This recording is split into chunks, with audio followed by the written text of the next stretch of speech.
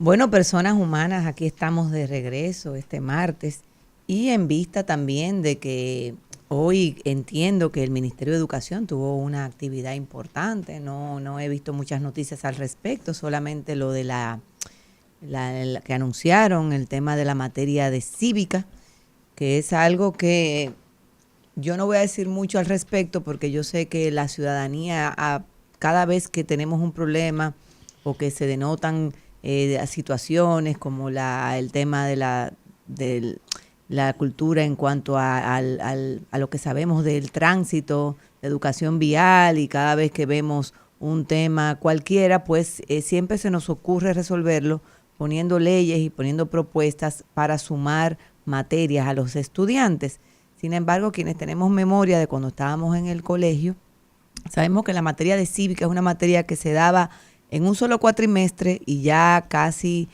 al final de la secundaria, y por lo regular los estudiantes utilizaban esa hora no porque el tema no fuera importante, sino porque hay algo en la vida que se llama carga académica, y siempre los seres humanos, cuando tenemos mucha carga académica, pues tendemos a priorizar las cosas. Es decir, cuando usted tiene una tarea pendiente de lenguaje, de historia, de matemáticas, de ciencia, que ustedes saben que son las materias que te ayudan a pasar de grado, pues le da más importancia. De ahí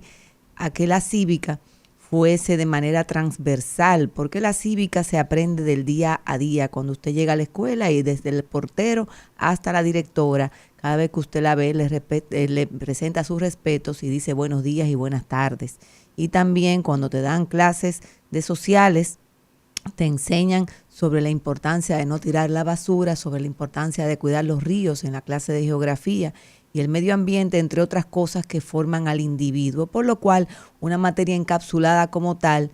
pudiera verse como una forma de sosegar toda la violencia que se está viendo en la República Dominicana, y siempre se le echa la culpa a que no está tal materia, no está tal otra. Sin embargo, yo que vengo de una educación también montessoriana, donde uno no tenía un curso, sino que uno compartía, es parecida a lo que vendría siendo las escuelas multigrados de la educación pública, que se da en zonas rurales, que tú tienes en un mismo espacio personas de diferentes cursos, y por eso la educación se hace en un ambiente donde el mayor le enseña al pequeño y con una metodología distinta. Entonces, hablando un poquito de educación, ya como se terminan las clases, empieza el asunto de las evaluaciones, los resultados, y bueno, pues se habla mucho de la prueba PISA. Y vivimos todo el tiempo con la moral en el suelo porque no vamos bien en PISA. Sin embargo, nosotros los dominicanos y dominicanas entendemos que tenemos que estar en PISA, y que PISA es alguna prueba que nosotros tenemos que llevar a cabo, y que si no estamos bien ahí, pues estamos mal en el mundo entero. Pero no nos preguntamos de dónde viene PISA, quién se le ocurrió, por qué rayos nosotros tenemos que evaluarnos bajo esa prueba, y si nosotros somos de los países de la ODS, de la ODC, que no somos de los países con el tema del desarrollo aquel de la agenda, no estamos ahí. Entonces, ¿por qué participamos en eso? Bueno, eso data de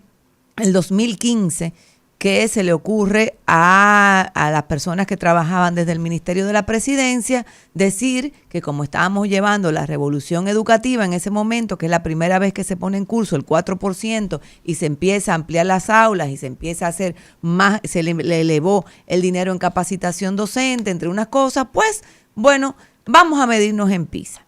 PISA dio un resultado que nadie dice, que es que los estudiantes dominicanos mostraron ser los más felices. Sin embargo, los resultados en cuanto a conocimiento, etcétera, nunca han sido buenos. Luego, en la administración de Furcal subieron un poquito, y ahí empezó el pleito político, que sí había sido por la medida de Furcal, que eso son medidas acumulativas, porque la revolución educativa empezó antes. Pero les voy a contar por qué fue. Es que cuando tú haces la prueba PISA y les explicas a los estudiantes que tienen que llenar el examen, aunque esté incorrecta la pregunta, valen más los puntos, aunque estén incorrectos, que estén llenos, y no una persona que los dejó vacíos. Eso fue todo lo que pasó ahí. Así de sencillo. Y así vivimos en un tema político por una cosa que nosotros no nos aporta nada y que ha tenido la crítica de muchos países, que es lo que le quiero compartir en mi comentario. Por ejemplo,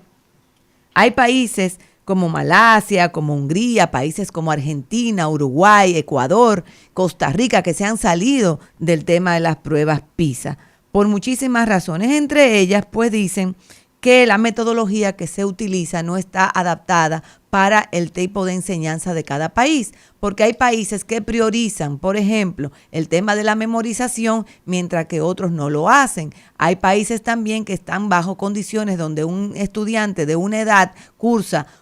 un grado específico, mientras que estudiantes de esa misma edad, que a partir de los 15 años, en otros países están quizás en un nivel técnico o incluso todavía no han pasado a secundaria. Entonces, ese tipo de cosas excluye también a estudiantes con discapacidad y también a estudiantes de escuelas remotas. Sin embargo, nadie se pregunta, ¿por qué las pruebas PISA se hacen en las escuelas públicas? Las pruebas PISA no se hacen en los colegios privados y nosotros asumimos que la educación privada es mejor que la pública y no necesariamente es así.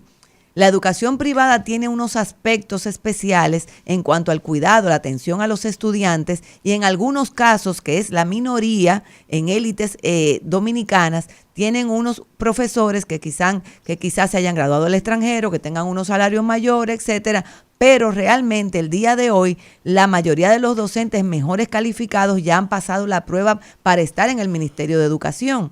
Entonces ahí hay muchísimas cosas de la educación que nosotros no sabemos. Claro, en el sector público es mucho más difícil implementar, por ejemplo, una educación bilingüe porque no tenemos la cantidad de docentes necesarios para permitir eso, sino que nos tendríamos que valer de otros